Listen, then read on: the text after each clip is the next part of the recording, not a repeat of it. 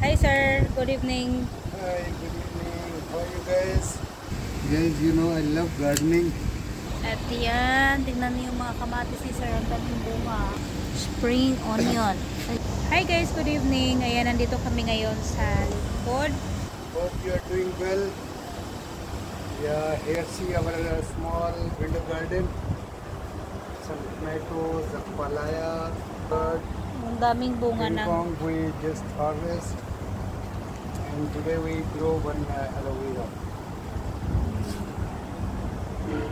Ayan guys, maganda yung weather namin ngayon. Nandito kami sa labas para i-harvest yung kangkong. Kasi maganda yung weather ngayon. Hindi mainit at sobrang hangin.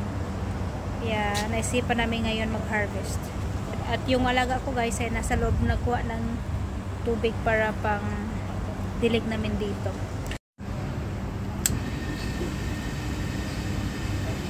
Harvesting.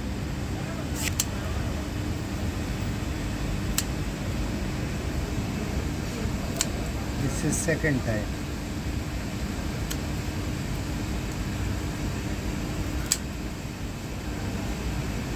So it is third time. See this? Yeah.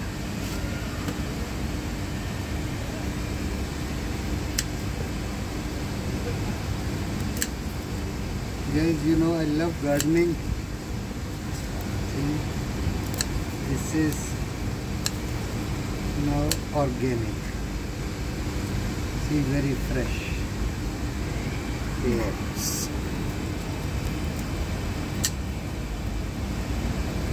Very healthy.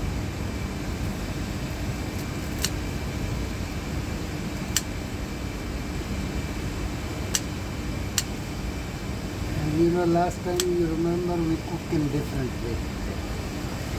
Yeah, I am looking that in your And video. it was very tasty. We'll cook same. How you See. cook.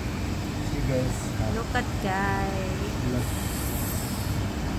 This is all our fresh. Fresh kangkong.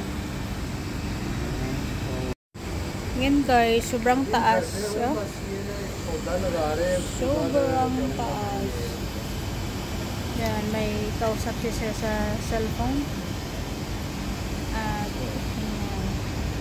Spring onion. Ayan guys, medyo maliit siya. Kasi sobrang laki ng kamatis. Ayan oh.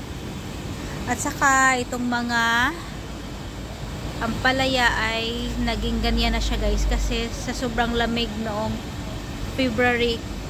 Pero ayan guys, tutubo na naman yan gaya ng dati.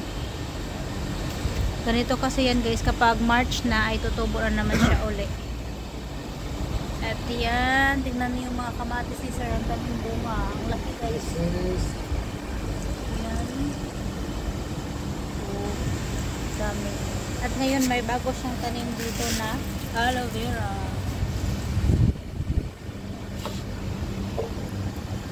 What happened to your chili, sir? Why it become? Because of cold. Because Now of it's cold? growing again.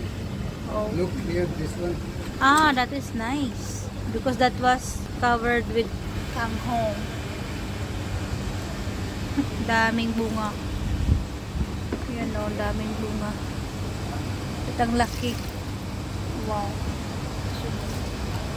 At yan lang guys. Thank you for watching. God bless everyone.